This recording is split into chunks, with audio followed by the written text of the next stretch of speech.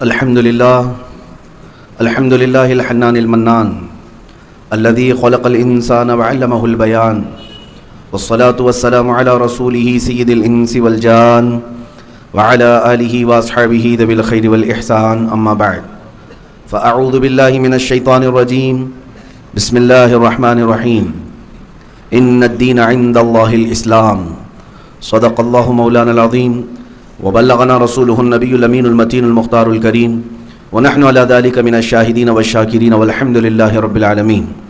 بارگاہ رسالت میں آپ صلی اللہ تعالی علیہ وسلم میں درود پاک کا ہدیہ پیش کریں۔ اللہم صلی علی سیدنا و مولانا محمد معدن الجود والکرم وآلہ واصحابہ الکرام وابنہ الکریم وبارک وسلم صلاۃ دائمۃ سرمدا ابدا۔ عزیزان گرامی وقار، اللہ تعالیٰ نے قرآن پاک میں فرمایا بے شک دین اللہ کے نزدیک اسلام ہی ہے۔ ویسے تو دنیا میں بہت سارے مذاہب، بہت سارے ادیان ہیں، اللہ تعالیٰ جس دین کو پسند فرماتا ہے وہ دین اسلام ہے۔ قرآن مقدسہ میں اللہ نے فرمایا رضیت لکم الاسلام دینا، میں تمہیں اسلام دے کر راضی ہوا۔ اور یہ ایک ہی دین ہے جو کمپلیٹ دین ہے۔ قرآن پاک میں اس کے لیے بھی اللہ نے فرمایا الیوم اکملت لکم دینکم واتممت علیکم نعمتی، آج کے دن میں نے دین تمہارا مکمل کر دیا اور اپنی نعمتیں تمام کر دیں۔ تو دین کا مکمل ہونا اس کا مطلب ہے کہ اس میں اب کوئی گوشہ باقی نہیں رہ گیا۔ انسان کے پیدائش سے لے کر اس کی موت تک کے جتنے مسائل ہو سکتے ہیں ان سب کا حل اسلام نے پہلے عطا کر دیا۔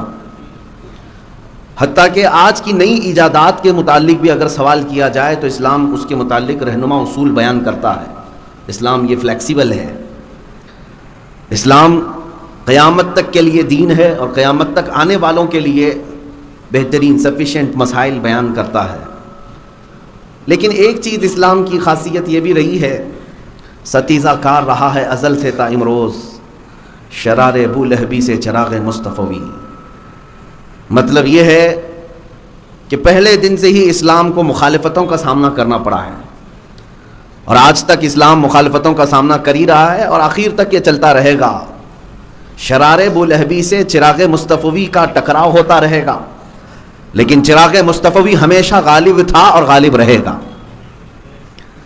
اسلام کو جن چیلنجز کا مقابلہ کرنا پڑا ہے ماضی میں بھی، وہ آج حال میں اور ڈبل ہو چکے ہیں اور مستقبل میں اس سے بھی زیادہ ہو سکتے ہیں۔ لیکن ایک بات میں آپ کو بتا دوں، ویسے دیکھا جائے تو اسلام کو اس کے ماننے والوں نے اپنے گھروں میں اجنبی کر رکھا ہے۔ مسلمان جس طرح سے اسلام پر عمل پیرا ہونا چاہیے تھا اتنے تو نہیں ہیں۔ اگر ہمارے اعمال کی بنیاد پر اسلام کو زندہ رہنا ہوتا تو اسلام کو اس کے ماننے والوں نے بہت ساری تکلیفیں دی ہیں، نقصانات پہنچائے۔ لیکن یہ دین اسلام اپنی حقانیت کی بنیاد پر اور رب ذوالجلال کی حفاظت کی بنیاد پر زندہ ہے اور زندہ رہے گا۔ آج ایک بات کی طرف میں آپ کو لے جانا چاہتا ہوں، مسلمانوں، ہمارے لیے دین کوئی ایک رسم رواج اور ریت کا نام نہیں ہے، ہماری جان کا نام ہے۔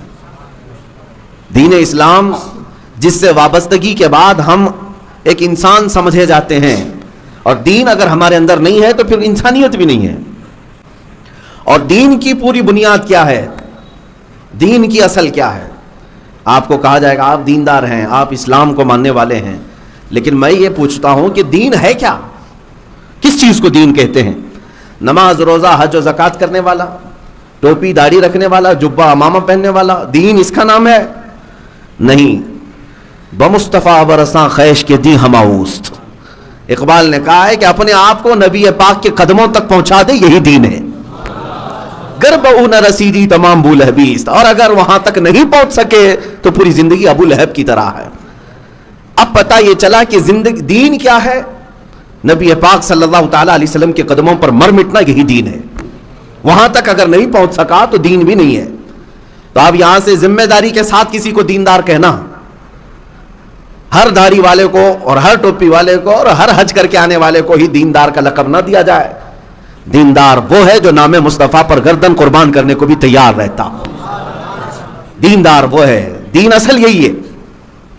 اب جو بات مجھے عرض کرنی ہے وہ یہ ہے کہ اسلام کو جن چیلنجز کا سامنا ہمیشہ کرنا پڑا ہے وہ روز اول سے ہی پہلے دن سے ہی اسلام کو ان چیلنجز کا مقابلہ کرنا پڑا ہے. جھوٹی افواہیں پھیلانا اسلام کے خلاف، بانی اسلام محمد رسول اللہ صلی اللہ تعالیٰ علیہ وسلم کی ذات کو ٹارگٹ کرنا، غریب مسلمانوں کی موب لنچنگ کرنا، یہ پہلے دن سے چلا ہے. یہ چیلنجز جو ہے آج کے نہیں ہیں.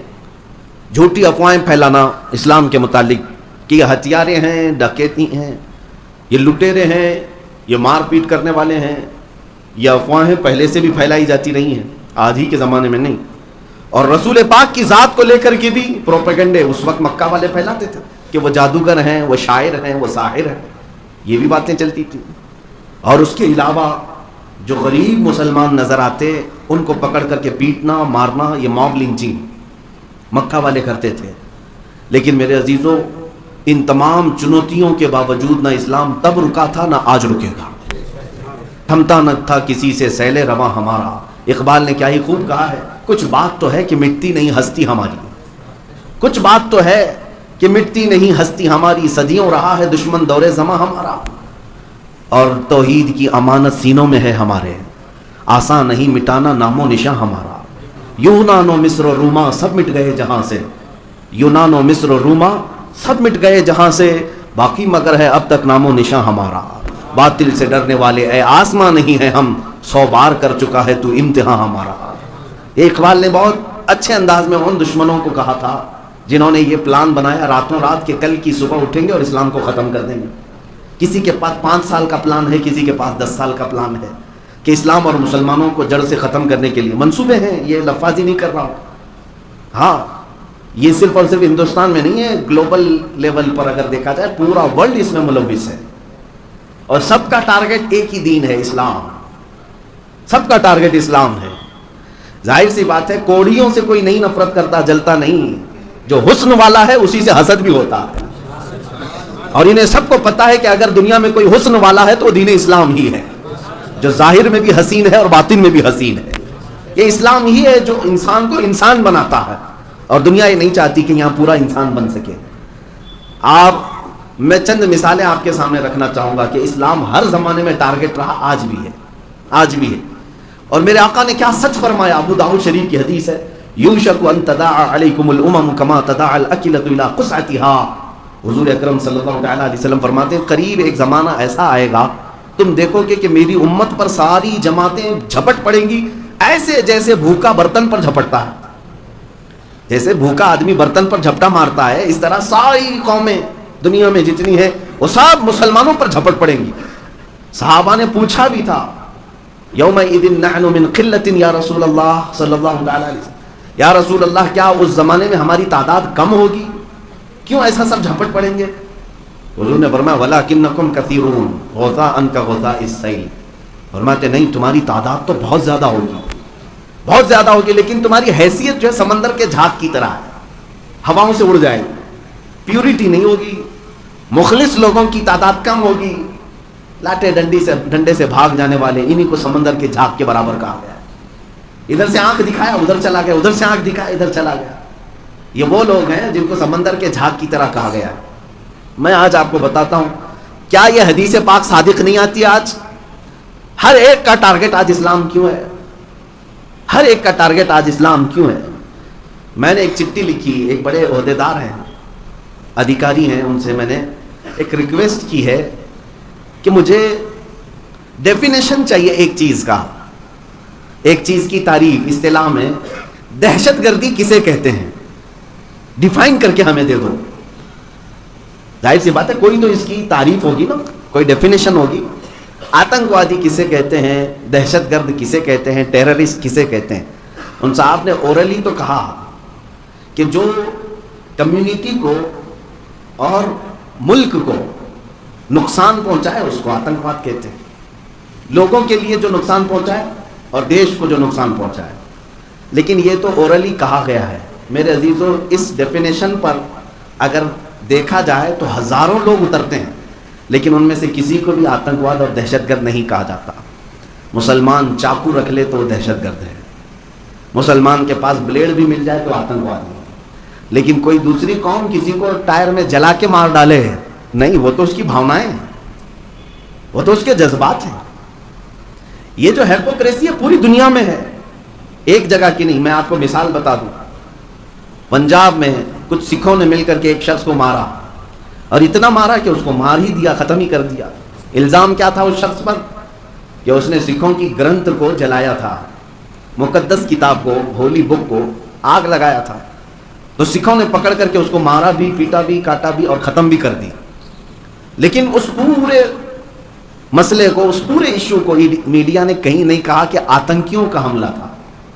نہیں کہا گیا کہ ان کی بھاوناؤں کو ٹھیس پہنچا تھا، ان کی بھاوناؤں کو ٹھیس پہنچا تھا، اس لیے انہوں نے ایک شخص کو مار ڈالا. اور ہونا بھی نہیں چاہیے. میں خود بھی منع کرتا ہوں، کسی کی بھی مقدس کتاب سے چھیڑ چھاڑ نہیں ہونی چاہیے. آستھا کا مسئلہ ہے، جذبات کے، کوئی بھی بے قابو ہو سکتا ہے، ہم مانتے ہیں. لیکن سیم مسئلہ دوسری جگہ قرآن پاک کے ساتھ اگر ہو، اور ہوا بھی، قرآن پاک کی بے ادبی بنگلہ دیش میں ہوئی، اور وہاں پر بھی کچھ بنگالی مسلمانوں نے کسی کو پکڑ کر کے مارا، لیکن وہ سارے آتنکوادی ہو گئے، وہ سارے ٹیررسٹ ہیں. کیوں؟ قرآن کے نام پر ایک شخص کو مارا کیسے؟ یہ ان کے اندر کٹرتا ہے، یہ ان کے اندر شدت ہے. یہ جو دوہری پالیسی ہے کہ صرف اور صرف اسلام اور مسلمانوں کے ساتھ اپنائی جاتی ہے. آج تک آپ نے کبھی کمپیئر کر کے دیکھا کہ دنیا میں سب سے زیادہ قتل کون کرواتا ہے اور کس کے ذریعے سے ہوئے ہیں؟ میں اپنے ڈیٹا کو نہیں بتاتا، ان کے ذریعے سے، ان کے دوارا نکالے گئے ڈیٹا اور آنکڑوں کو ہی اگر رکھوں، امریکہ کے ذریعے سے جو جنگیں نافذ کی گئی ہیں، کروڑوں لوگوں کی جانیں جا چکی ہیں. وہ چاہے عراق ہو، چاہے وہ افغانستان ہو، ویتنام ہو، یا دیگر کنٹریز میں جو لوگ مرے ہیں جنگوں میں، فرسٹ ورلڈ وار میں، سیکنڈ ورلڈ وار میں، دونوں ملا کر کے 6 کروڑ سے زیادہ لوگوں کی موتیں ہوئی. یہ ساری موتوں کا ذمہ دار آج تک کبھی دہشت گرد نہیں کہلایا، کبھی آتنکواد اس کو نہیں کہا جاتا. چند دنوں قبل آپ نے دیکھا ہوگا نیوزی لینڈ کی ایک مسجد میں ایک ہتھیارہ داخل ہو کر نمازیوں پر بندوق تانا اور 50 لوگوں کو ایک ساتھ بھون دیا، نماز پڑھنے والے لوگ. یہ جو مانسکتا آئی تھی، اس کے اندر کٹرتا آئی، مسلمان دشمن، اسلام دشمن. یہ کس نے بنایا ہے؟ کون پھیلا رہا ہے یہ چیزیں؟ یہ ساری چیزیں آج میں وجہ بتا کر کے آپ کو جاؤں گا. میری کل کی اسٹڈی آپ کے سامنے رکھتا ہوں. ایک مسجد میں ایک ہتھیارہ داخل ہوتا ہے اور گولیوں سے سارے نمازیوں کو بھون دیتا ہے. 40 سے 50 لوگ موت کی گھاٹ اتر جاتے ہیں. لیکن پوری دنیا نے اس کو آتنکی حملہ نہیں کہا، اس کو دہشت گردانہ حملہ نہیں کہا، اس کو ٹیرر اٹیک نہیں کہا. اس پہ بھی یہ کہا گیا وہ مانسکتا اس کی صحیح نہیں تھی، یا مانسک سنتولن بگڑا ہوا تھا، پاگل ٹائپ کا آدمی تھا، اس لیے ایسا ہو گیا. میرے عزیزو، یہ دوہرا معیار ایک جگہ نہیں، New Zealand who, Switzerland who, America who, you کے ہو، یا پھر دنیا کی کسی بھی خطے میں. یہ جو ڈیفینیشن انہوں نے جو بتایا نا، ملک اور قوم کا جو نقصان پہنچا ہے وہ دہشت گرد ہے، یہ کبھی نہیں اس ڈیفینیشن پر اترتے. یہ صرف اور صرف بنایا گیا ہے لفظ مسلمانوں کے لیے. اسلامو فوبیا، پورے ورلڈ میں آج اسلامو فوبیا یہ کیا چیز ہے؟ اسلام کو ایک ڈراؤنا مذہب بتانے کے لیے پوری دنیا ایڑی چوٹی کا زور لگا چکی ہے. جو وجہ میں بتا رہا ہوں توجہ سنیں. ابھی چند دنوں قبل ہماری تحقیقات میں ایک ایسی تنظیم بھی سامنے آئی جو امریکہ میں مسلمانوں کے حقوق کے لیے لڑتی ہے. اس نے بہت ساری ایسی چیزیں آشکار کی کہ دنیا بھر میں جو اینٹی مسلم تنظیمیں ہیں، اینٹی مسلم تنظیمیں جو مسلمانوں کے خلاف نفرت کے اور زہریلے ماحول بناتے ہیں دنیا بھر میں، وہ صرف ہندوستان میں نہیں، بہت سارے علاقوں میں، برما میں، سیریا میں، ترکی میں، بہت ساری جگہ جو تنظیمیں مسلمانوں کے اگینسٹ کام کرتی ہیں، وہ امریکہ کی تنظیم نے باضابطہ ان کا ڈیٹا نکالا. سب کو فنڈنگ امریکہ کی بڑی بڑی طاقتیں کرتی ہیں، ان کو پمپنگ کرنا، ان کو فنڈنگ کرنا، ان کو بیک سے مالی تعاون دینا. میرے عزیزو، آپ کیا سمجھتے ہیں کہ یہ اٹھے بیٹھے ایسی گستاخیاں ہوتی ہیں؟ یہ اٹھے بیٹھے ایسی لوگ بازار میں آ جاتے ہیں؟ نہیں. اسلام کے خلاف پوری دنیا متحد ہے اور ایک جٹ ہو کر کے نشانہ ساتھی ہے. تو اللہ تعالیٰ کی مدد ہے جو آج بھی ہم حی علی الصلاۃ اور حی علی الفلاح بلند آواز سے کہہ رہے ہیں، اور ہم اپنے رب کے سجدوں کے لیے کسی کے محتاج بھی نہیں ہیں دنیا میں. یہ اللہ تعالیٰ کا احسان ہے. ورنہ طاقتیں پوری کی پوری اسی بات پر لگی ہوئی ہیں کہ مسلمان اور اسلام، مسلمان اور اسلام. حیرت کی بات میں آپ کو بتاؤں، یہودی اور عیسائی یہ دو جماعتیں ایسی ہیں جو ایک دوسرے کی جانی دشمن ہوا کرتے. یہودی اور عیسائی 3 مرتبہ ایسے سخت حملے عیسائیوں نے کیے ہیں یہودیوں پر فلسطین میں، یا ان کی اینٹ سے اینٹ بجا کر رکھ دی. ہیکل سلیمانی کو کس نے توڑا؟ فلسطین میں آج جو یہودی آ کر بیٹھے ہیں، ان کی تاریخ آپ اٹھا کر کے پڑھ لیں. 2 مرتبہ اتنا قتل عام ان کا ہوا تھا. کس کے ذریعے سے؟ عیسائی بادشاہوں کے ذریعے سے. عیسائیوں نے یہودیوں کو چن چن کر کے مارا ہے. ہرکیولس نے مارا، ٹائٹس نے مارا، 1-2 نے لاکھوں کا قتل کیا یہودیوں کا. اور یہودی اپنی ہر عبادت میں عیسائیوں کے لیے بددعا کرتے ہیں. یہ زمانے تک چلتا رہا. اور ہٹلر کے زمانے میں کیا ہوا یہ بھی بات مشہور ہے. 7 لاکھ یہودیوں کو اس نے مارا، قتل عام کیا. یہ بات مشہور ہے. اتنا ایک دوسرے کو قتل کرنے والی جماعتیں عیسائی یہودیوں کا قتل کرتی ہیں، اور یہودی اگر موقع پائیں عیسائیوں کو مارتے ہیں. ہر زمانے میں یہ چلتا رہا. لیکن پچھلے 100 سال سے یہ بالکل جانی دوست بنے ہوئے ہیں. ایک دوسرے کے لنگوٹی آ رہے ہیں، یہودی ہوں یا عیسائی ہوں. کیوں میاں؟ دونوں نے اس بات کو طے کر لیا کہ ہمارا متفقہ دشمن اسلام ہے، یہودیوں کا بھی اور عیسائیوں کا بھی. تو ان دونوں نے اس بات پر اتفاق کر لیا کہ یہودی اور عیسائی نہیں لڑیں گے، اس لیے کہ ہمارا ٹارگٹ اسلام ہے. اور ایک بات میں آپ کو بتا دوں، اسلام دشمن طاقتیں کس طرح سے جمع ہوتی ہیں. حالانکہ ان کا آپس میں نہیں ملتا، جمتا نہیں ہے، پھر بھی جمع ہوتے ہیں اسلام کے خلاف. آپ کو پتا ہے یہودی ہوں یا عیسائی ہوں، یہ اہل کتاب ہیں، یہ خدا کو ماننے والے لوگ ہیں. اگرچہ شرک کرتے ہوں، عقیدے میں بگاڑ آیا ہو، لیکن یہ اللہ کو ماننے والے لوگ تھے. یہودی بھی اور عیسائی بھی، اور اہل کتاب ہیں. تورات، انجیل، زبور ان کے ہاں اتری ہے، اور یہ نبیوں کو بھی ماننے والی قومیں ہیں. ان سے اگر ملتا جلتا کوئی دین تھا، ان کو اگر ماننا تھا تو اسلام کو ماننا تھا کہ ہم بھی کتاب والے ہیں، قرآن والے ہیں، ہم بھی رسول والے ہیں، اور ہم بھی خدا کو ایک ماننے والے ہیں. نہیں، یہودیوں اور عیسائیوں کی یہ پرانی عادت ہے. یہ اہل کتاب ہو کر، نبیوں کو ماننے والے ہو کر، خدا کی عبادت کرنے والے ہو کر کے بھی میرے رسول پاک کی دشمنی میں انہوں نے بتوں کی پوجا کرنے والے مشرکین سے دوستی بنائی.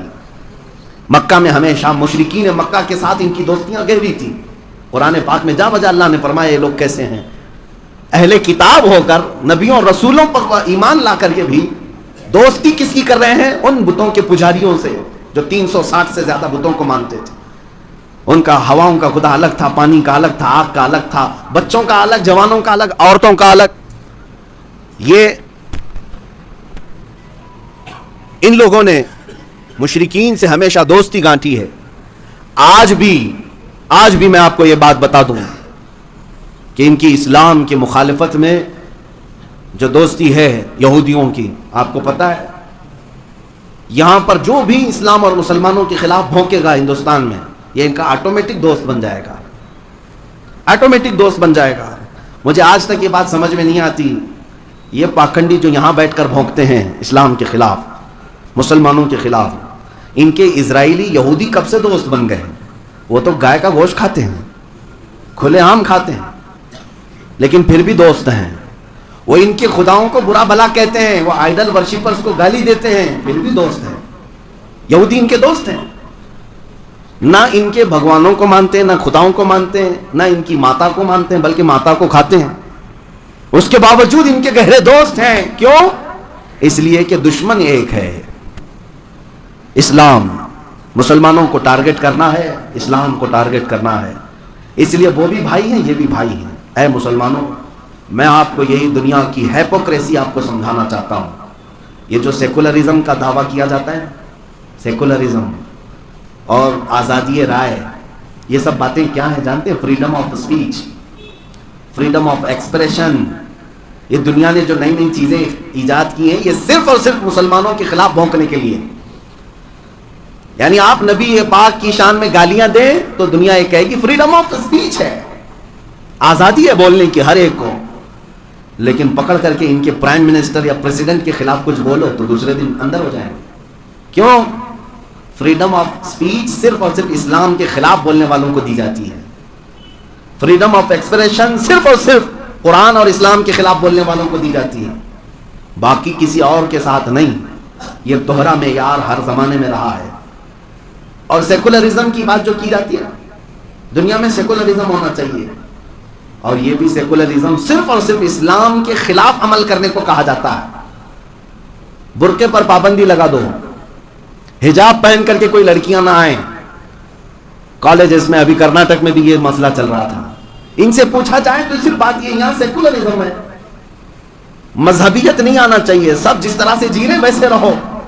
یہ سیکولرزم صرف برقعے اور حجاب کے لیے کیوں ہے؟ کبھی کسی عیسائی نن کے خلاف تو بات نہیں ہوئی آج تک. عیسائی عورتیں بھی پورے حجاب میں رہتی ہیں, نہیں دیکھا ان کی عورتوں کو؟ وہ صرف چہرہ کھلا رکھ کر باقی پورا پہنتی ہیں. آج تک دنیا میں ان عورتوں کے خلاف نہ کسی گورنمنٹ نے کوئی رول پاس کیا, نہ کسی مال نے پابندی لگائی, نہ کسی کالج یا یونیورسٹی نے یہ کہا کہ آپ نن ہیں تو یہ پہن کے نہیں آ سکتی. یہ سیکولرزم بھی صرف اور صرف مسلمانوں کے خلاف استعمال کیا جاتا ہے. جاب دینے کے لیے داڑھی چھلا کر کے آؤ, آپ داڑھی مڑا کر کے آؤ. مجھے یہ سمجھ میں نہیں آتا مسلمان کی داڑھی میں کیا کانٹے لگے رہتے ہیں جو ان کو بہت چبھتے ہیں؟ ہاں سیکولرزم ہے, ہمارے یہاں سیکولرزم ہے, آپ داڑھی نکال کر کے آؤ, جیسے سارے لوگ ہیں ویسے ہیں. سیکولرزم کا یہ چوگا صرف اور صرف مسلمانوں کے خلاف استعمال کیا جاتا ہے. لیکن ایک پنجابی سکھ داڑھی رکھ کر کے پرائم منسٹر بھی بن سکتا ہے. اس سے نہ پگڑی اتاری جاتی ہے اور نہ داڑھی اتاری جاتی ہے. یہ کیا ہے؟ اس کو کہتے ہیں ہیپوکریسی, منافقت. پوری دنیا دوغلے پن پر اتری ہوئی ہے. مسلمان اس بات کو کیوں نہیں سمجھتے؟ میرے عزیزوں, میری ان باتوں کا خلاصہ ایک ہی ہے, جب تمہیں پتا ہے کہ تم ہی ان کے ٹارگٹ ہو, تم ہی ان کے نشانے پر ہو, تیری کچھری تاکی ہے اور تو نے نیند نکالی ہے. اعلیٰ حضرت نے کیا خوب کہا ہے, آنکھ سے کاجل صاف چرا لے یہاں وہ چور بلا کے ہیں, تو کہتا ہے میٹھی نیند ہے تیری متی نرالی ہے. اعلیٰ حضرت نے یہ جگایا تھا مومنین کو, اور ساری دنیا تیری کچھری تاکی صرف اور صرف تمہاری دشمنی پر ہے.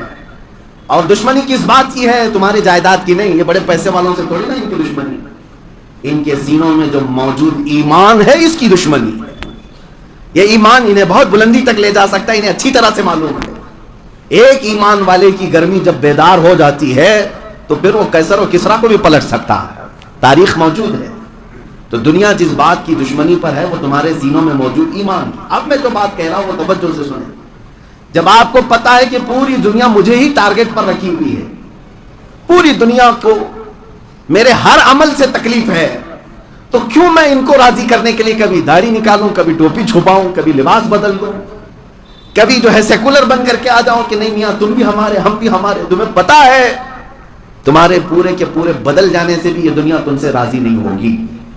اس لیے صرف اور صرف تمہارے پاس راستہ ایک ہی بچتا ہے. وہ راستہ کیا ہے؟ انہیں جانا انہیں مانا, نہ رکھا غیر سے کام. للہ الحمد میں دنیا سے مسلمان گیا, آج لے ان کی پناہ, آج مدد مانگ ان سے, کل نہ مانیں گے قیامت میں اگر مان گیا. مسلمانوں جتنی دیر سے سمجھو گے اتنا نقصان ہوگا. آج اگر ہم بیدار کرنے آپ کے پاس آئے ہیں, سمجھ جاؤ اس بھری دنیا میں تم بھیجے گئے ہو امت مصطفیٰ خیر امت بنا کر, تو کیا ہی بہتر ہوتا کہ اس نبی پاک کے اخلاق پر عمل کر کے دنیا میں سرخروئی حاصل کرو, اللہ کی بارگاہ میں بھی محبوبیت کا مقام حاصل کر لو. کیا یہ بہتر نہیں ہے؟ لیکن ہوتا یہ ہے کہ ہماری بہت ساری جماعتوں میں بڑے بڑے دانشور بیٹھے ہوئے ہیں, ان کو ایسا لگتا ہے کہ ہم ان کو راضی کرنے کے لیے کچھ سیمینار کریں گے, سرو دھرم سمیلن کریں گے, تاکہ ان کو بھی راضی رکھیں, ہم بھی ان کو بھی راضی رکھ لیں. ہوتا یہ ہے کہ سارے لوگوں کو راضی کرتے کرتے میں نے کچھ لوگوں کو کتا بنتے ہوئے دیکھا ہے. ہاں, کتے سے زیادہ ان کی کوئی حیثیت نہیں رہ جاتی, اور وہ لوگ کبھی راضی بھی نہیں ہوتے. کاش مدینے والے کو راضی کرنے کی ایک بار بھی کوشش کیا ہوتا. وہ رسول مختار ہیں جو تمہارے ایک درود سے راضی ہو جاتے ہیں, وہ رب کائنات ہے جو تمہارے ایک سجدے سے راضی ہو جائے. تو کیوں نہ ہم ادھر راضی کرنے پر لگ جائیں, اپنی محنتیں لگائیں. عزیزان گرامی وقار, آج اب ضرورت اس بات کی ہے کہ ہر میدان میں اتر جاؤ, ہر فیلڈ میں اتر جاؤ. جب مقابلہ کرنا ہی ہے تو مردانگی کے ساتھ مقابلہ کیا جائے. میں مقابلے کا مطلب تلوار, لاٹھی, تیر, گولی, بندوق کی بات نہیں کر رہا, بلکہ تمہارے پاس آج بھی راستے کھلے ہوئے ہیں. کس نے تمہیں روکا ہے کہ میدان علم میں پیچھے رہو, علمی میدان میں تم آگے بڑھتے؟ آج حالات ایسے ہیں کہ مسلمانوں کی نمائندگی کیوں نہیں ہے, کیوں نہیں ہے؟ اکثر ہائیسٹ ان کی تعلیم 12ویں 15ویں تک ہو جاتی ہے, اس کے بعد پھر واپس چلے آتے ہیں رکشہ چلانے کے لیے. کیوں, کس نے تمہیں یہ چیزیں روک رکھا ہے؟ تم چاہتے ہو تو آج بھی بہت ساری چیزوں کو فتح کر لیتے ہیں. علم کا میدان آج بھی کھلا ہے. اللہ نے تمہیں ذہنیت عطا کی ہے, عقل عطا کیا ہے, اور اس عقل پاک کو استعمال کر کے تم اپنے جھنڈے گاڑ سکتے ہیں. ابھی میں آپ کو بتاؤں, اسلام ترقی کے راستے میں کبھی رکاوٹ نہیں بن سکتا, نہ تمہاری داڑھی نہ تمہاری ٹوپی, بلکہ میں سمجھتا ہوں کہ ہر کامیابی کا راستہ میرے نبی کے قدموں سے ہو کر گزرتا ہے. یہ تم اپنی طاقت منوا سکتے. آج لوگ یہی سمجھتے ہیں کہ لوگ ہمیں مار رہے ہیں, لوگ ہمارے خلاف بھڑکاؤ بھاشنیں کر رہے ہیں, نعرے لگا رہے ہیں, اس کا جواب کیا ہوگا؟ آپ سارے لوگ ہماری طرف متوجہ ہیں, جواب آپ دیجئے. مفتی صاحب, آپ بیانوں میں جواب دے دیجئے. کیا یہ جواب ہے؟ صرف ہم ان کے بھاشنوں کی نندا کرتے ہوئے, اس کی مخالفت کرتے ہوئے جواب دیتے ہیں, آپ اتنے پر خوش ہو جائیں گے؟ جواب تو یہ ہوتا کہ جو قوم تمہیں ہمیشہ کے لیے ختم کرنے کی بات کر رہی ہے, تم کھڑے ہو جاتے اور ثابت کر کے دکھاتے, اللہ نے مجھے جو ذہن پاک عطا کیا میں پورے ملک کو روشن کر کے دکھاؤں. یہ عزم کرتے ہوئے کوئی بچہ کیوں نہیں اٹھتا؟ اگر نوجوان یہ عزم کر لے تو ہر میدان میں کامیابی ان کے قدم چومے گی. ہزاروں انجینئر بچے ہمارے پاس ہیں, ہزاروں ڈاکٹرز ہمارے پاس ہیں, لیکن یہ اگر متحد ہو کر کے یہ سوچ لیں کہ اسلام کسی کی ترقی کی آڑ نہیں بن سکتا, رکاوٹ نہیں بن سکتا. ابھی 2 ہفتے پہلے کی بات ہے, ایک نوجوان بڑی داڑھی ہے, 22 سے 25 سال کی عمر کا ہوگا, میرے پاس آیا. انجینئرنگ کیا ہوگا, لیکن ذہن جب کام کرتا ہے تو بہت ساری ایجادات بھی ہوتی ہیں. اس نے ایک نئی ایجاد کیا ہے جو ابھی فی الحال کسی کے پاس نہیں, فری انرجی جنریٹ کرنا. یعنی کرنٹ, یہ ہر ایک کا ایشو ہے آج. کرنٹ کہاں سے آتا ہے؟ یا پانی سے بن رہا ہے, کوئلے سے بن رہا ہے, یا پون چکی سے بن رہا ہے. جو کرنٹ کے سورسز ہیں وہ بڑے مہنگے ہیں آج, اسی لیے بجلی مہنگی ہے. لیکن اس نوجوان بچے نے اس بات پر اپنا دماغ لگایا کہ میں کرنٹ ایسی چیز سے بناؤں کہ کوئی بھی سورس ایسا نہ ہو جو مہنگا ہو, ون ٹائم انویسٹمنٹ ہو. ایک بار ایک مشین لگا دی جائے تو 100 سال تک کرنٹ پیدا کرتی رہے, اور الحمدللہ اسے کامیابی ملی. اس نے نہ پانی سے, نہ کوئلے سے, نہ ہواؤں سے, نہ سولار سے, بلکہ میگنیٹ سے اس نے کرنٹ تیار کیا. چمک جو ہوتا ہے, مقناطیس, اس کے ذریعے سے اس نے ایک مشین بنائی, 2 فولادوں کو رکھ کر کے اس کی طاقت کے بیچ میں سے کرنٹ جنریٹ کیا. اور اس شخص کا دعویٰ ہے کہ 100 سال تک یہ مشین بغیر کسی خرچے کے کرنٹ پیدا کرتی رہے گی. اس ایجاد کو دیکھ کر دل میں بڑی خوشی ہوئی, اللہ کرے کہ اسے کامیابی ملے. اس کے پیچھے بہت سارے لوگ نان مسلم اپنی طرف بلانے کے لیے بڑی بڑی کمپنیوں والے آتے رہے, لیکن اس نوجوان نے ہماری طرف آ کر کے ایک بات یہ کہی, میں چاہتا ہوں کہ دنیا کو یہ بتاؤں کہ رسول اللہ کا غلام کسی میدان میں پیچھے نہیں رہتا. عزیزان گرامی, یہ کامیابی کو چھونے والے وہ عزائم ہیں جو ہر بچے کے اندر آج ہونا چاہیے, ہر نوجوان کے اندر ہونا چاہیے. ان فاشسٹ تنظیموں کا اور ان پاکھنڈیوں کا مقابلہ صرف اور صرف بھاشنوں سے نہیں ہوتا. یہ جاہل ہیں, ان کو کچھ نہیں پتا. اس کے بدلے میں تم علم عام کرتے اور طاقت کے بل بوتے دنیا کو یہ بتاتے کہ الحمدللہ مسلمان پڑھی لکھی قوم کا نام ہے. آج یہ عہد کر کے اٹھو کہ ہمارے گھر کا کوئی بچہ جاہل نہیں رہے, ہمارے گھروں میں کوئی بھی بچہ جاہل نہیں رہے. یہ تنظیمیں جو بنتی ہیں بہت ساری, عرس کمیٹی, کھچڑا کمیٹی, نیاز کمیٹی, کیا انہی کاموں کے لیے ساری کمیٹیاں ہیں؟ کچھ کمیٹیاں اس بات پر بھی بنتی کہ ہمارا بچہ جہاں تک آگے جائے ہم سب اس کے سپورٹ میں کھڑے رہیں. من نہ کردم شما حضر بکنیت. اگر بڑے لوگ آج ایسے ہیں کہ جن کو پڑھنے کا موقع نہیں ملا تھا اور اللہ تعالیٰ نے آج مال و دولت قوت عطا کیا ہے تو خود نہیں کر سکے تھے, تو ان بچوں پر اپنی محنت صرف کرو تاکہ وہ تمہارا ہی نہیں بلکہ پورے دین اسلام کا نام روشن کر سکیں. ایک زمانہ تھا 90 کی دہائی میں, آپ کو پتا ہے, ایک پنجابی سکھ, انہوں نے مجھ سے خود کہا کہ مولانا آج جس طرح سے آپ کو آتنکوادی کہہ رہے ہیں 20-25 سال پہلے ہم کو کہتے تھے. 30 سال پہلے کی بات ہے. یہ جہاں کوئی پنجابی نظر آئے, سکھ نظر آئے, اس کو خالستانی, اس کو آتنکوادی, اس کو ٹیررسٹ کہا جاتا تھا. یہ مشہور ہے بات.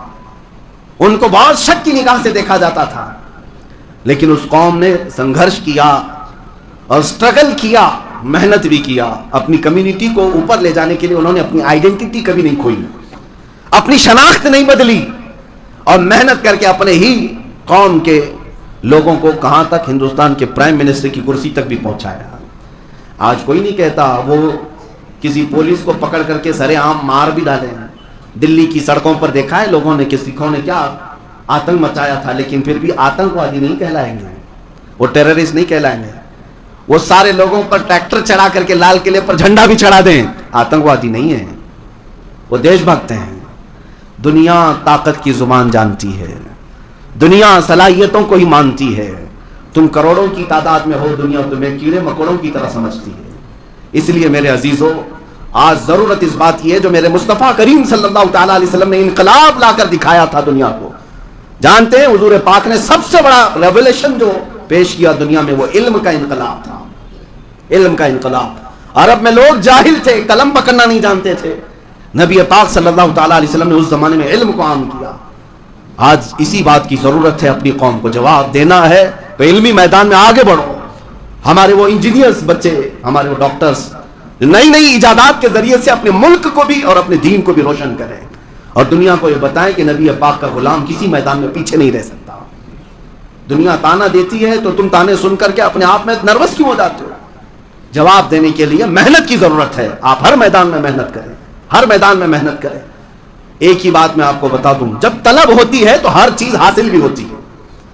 آج میں ان بچوں کو جانتا ہوں جن کو اللہ نے ذہن سلیم عطا کیا ہے، عقل پاک عطا کیا ہے. وہ اگر تھوڑی سی محنت کر لیں تو بہت عروج اور ترقی کو پہنچ سکتے ہیں اور دنیا کو جواب بھی دے سکتے ہیں. آئی اے ایس میں کتنی نمائندگی ہماری ہے، آئی پی ایس میں ہماری کتنی نمائندگی ہے، پولیس ڈپارٹمنٹ میں ہماری کتنی نمائندگی ہے، عدلیہ میں، ججز میں ہماری نمائندگی کتنی ہے. کیوں نہیں جانا چاہتے بچے؟ مین سٹریم سے کیوں ہٹے ہوئے ہیں؟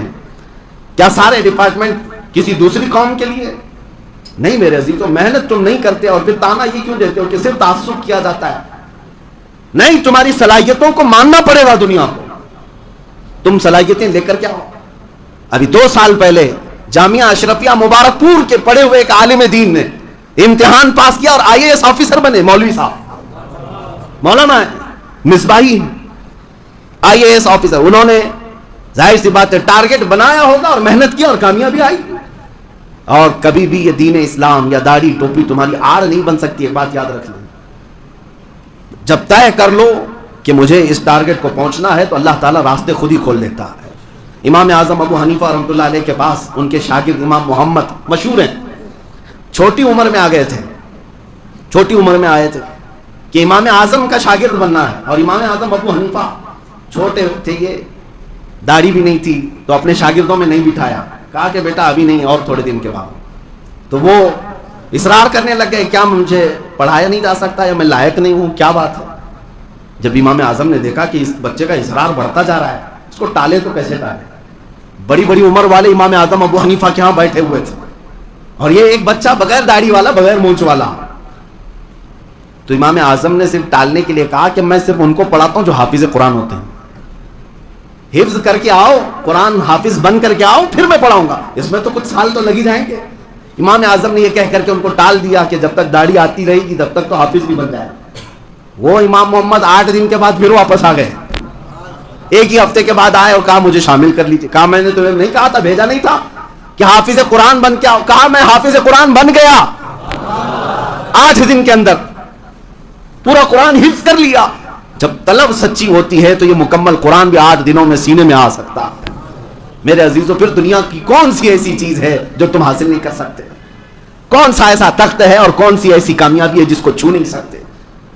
اسی لیے اقبال نے کہا تھا، یقین محکم عمل پہ ہم، محبت فاتح عالم، جہاد زندگانی میں ہے یہ مردوں کی شمشیریں ہیں. یقین محکم کا مطلب کیا ہے؟ پکا یقین ہو کہ میں اللہ کا بندہ ہوں، مدد میری ہی کرے گا اللہ. یہ یقین محکم ہے. عمل پہ ہم کا مطلب کیا ہے؟ کنٹینیو کام کرنا ہی ہے، چھوڑنا نہیں ہے.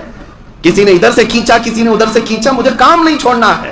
عمل پہ ہم، جس کا مطلب ہوتا ہے آپ جا کر کے اس عمل پہ ہم کا اثر دیکھنا چاہتے ہو، کسی وضو کے نل کے نیچے جا کر دیکھنا، پانی ٹپکتا رہتا ہے، نل بند کرنے کے بعد بھی قطرہ قطرہ ٹپکتا رہتا ہے. نیچے جو پتھر ہوتا ہے اس میں سوراخ ہو چکا ہوتا ہے، کیا نہیں ہوتا ہے؟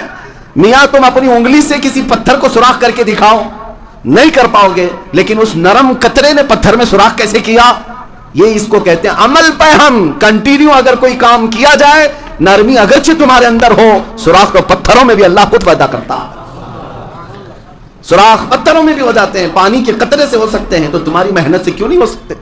ہندوستان میں یہ سب درس کے لیے ماؤنٹین مین بھی موجود ہیں جنہوں نے پہاڑ کو کھود کر کے راستہ بنا دیا. اسی لیے ہمیں بچپن میں ہمارے استاد ایک نصیحت کرتے تھے, مشکلیں نیست کے آسان نشاوت, مرد باید کے حراسان نشاوت. دنیا میں کوئی مشکل ایسی ہے ہی نہیں جو آسان نہیں ہو سکتی, بس شرط یہ ہے کہ آدمی کو پریشان نہیں ہونا چاہیے, گھبرا کر پیچھے نہیں ہٹنا چاہیے. تمہارا امتحان ہوگا اور اس کے بعد راستے کھولے جائیں گے. 3 چیزیں علامہ اقبال نے کہا ہے, یقین محکم, عمل پہ ہم, محبت فاتح عالم. یہ 3 چیزیں تمہارے اندر آ جائیں, اللہ کی ذات پر کامل یقین اور کنٹینیو عمل کرنا ہے, 2 رکعت ہی پڑھنا ہے لیکن روز پڑھنا ہے, اور محبت فاتح عالم, دل کے اندر محبت ہر ایک کے لیے رکھا جائے, مومنین کے لیے دل میں الفت اور محبت رکھی جائے. پھر یہ اثر کیا ہوتا ہے؟ کہتے ہیں اقبال کہ جہاد زندگانی میں ہیں یہ مردوں کی شمشیریں.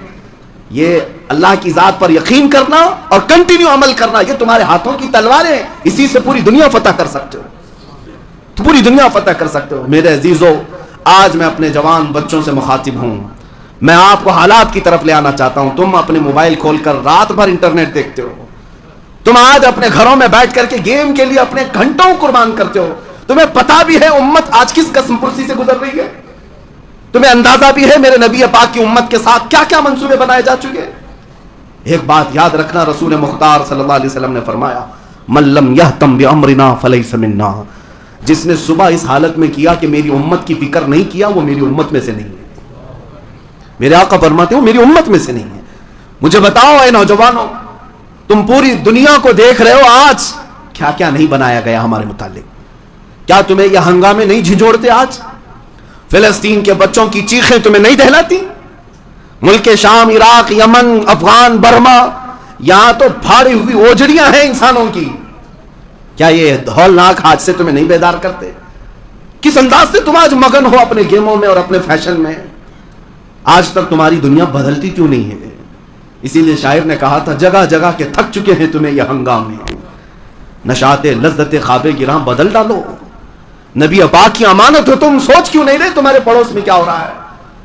آج یہاں ہندوستان میں موجود کچھ سنتوں نے جو لباس اوڑا ہوا ہے سنتوں کا, یہ بھگوا آتنکیوں نے یہ تک اعلان کیا کہ ہم یہاں کے مسلمانوں کا قتل عام کریں گے, 20 لاکھ مسلمانوں کو ماریں گے, ملک شام بنا دیں گے, اس کو سیریا بنا دیں گے. یہ سب باتیں تو ہمارے کانوں سے گزر رہی ہیں نا. کیا کیا نہیں کیا جا رہا ہے. اور یہاں پر ہم دوہرا معیار بھی دیکھ رہے ہیں, حکومت کا بھی اور ڈپارٹمنٹ کا بھی.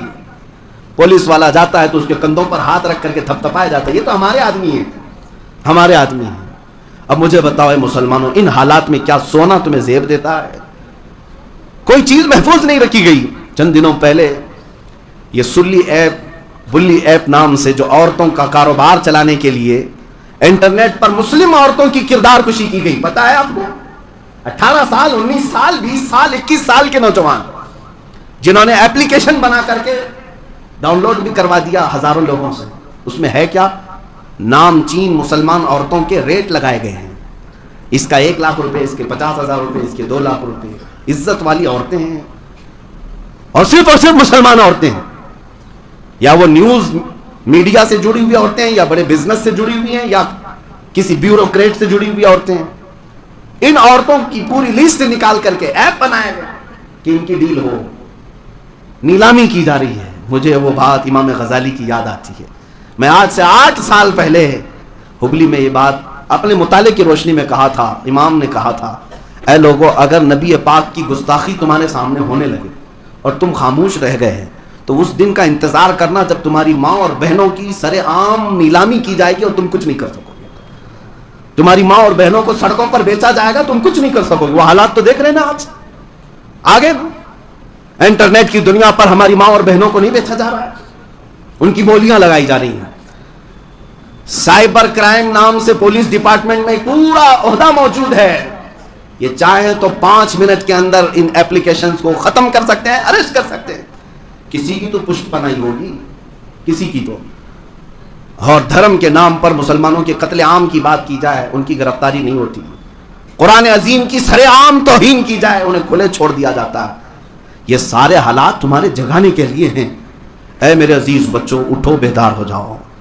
تم آج بیدار ہو جاؤ، نبی پاک صلی اللہ تعالیٰ علیہ وسلم تک تمہارے اعمال پہنچائے جا رہے ہیں. فرشتے بتاتے ہیں ہر ہفتے جا کر نبی پاک کی امت کے حالات. جس دن ہمارے حالات بتا رہے ہوں گے فرشتے حضور کو جا کر کہ یا رسول اللہ آپ کی امت کی بچیوں عورتوں کا ریپ کیا جاتا ہے، آپ کی امت کا جوان رات بھر کھیل کود میں مصروف رہتا ہے، دن لہو میں کھونا تجھے، شب صبح تک سونا تجھے، شرم نبی خوف خدا یہ بھی نہیں وہ بھی نہیں. میرے عزیز بچوں، آج میں جو کچھ بولتا ہوں یہ کوئی میری روایتی تقریریں نہیں ہیں، میں کوئی پیشاور مقرر بھی نہیں ہوں. پتہ نہیں میری زبان کب تک آزاد ہے اور کب ختم ہو جائے ہمیشہ کے لیے.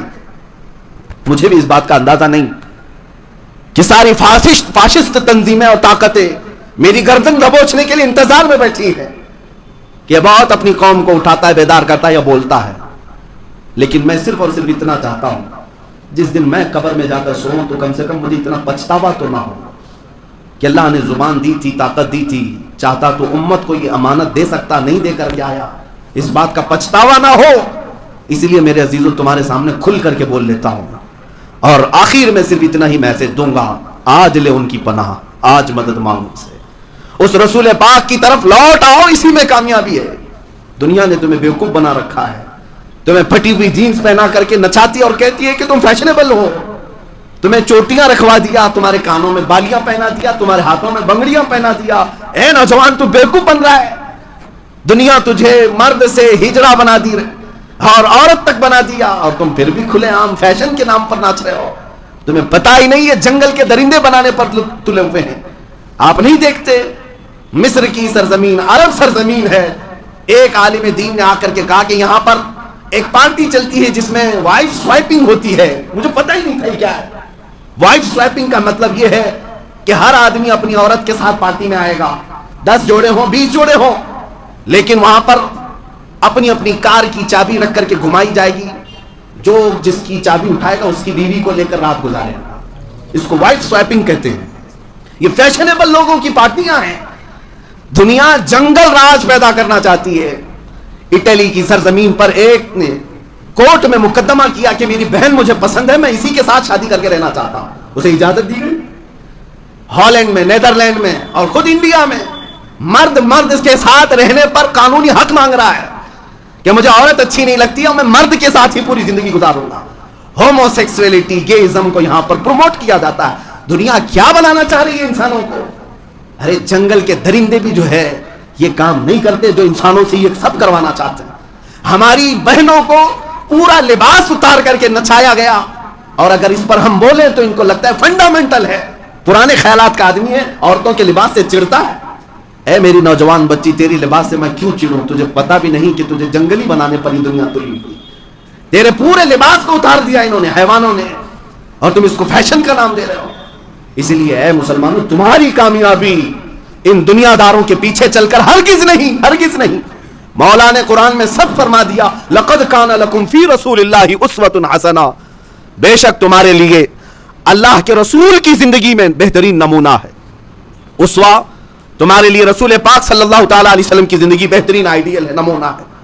اسی لیے میں عورتوں سے بھی گزارش کروں گا، دیکھنا ہو تو سیریل اور فلموں کی نچنیوں کو نہ دیکھنا، اگر دیکھنا ہو تو سید الانبیاء کی دختر پاک کو دیکھنا.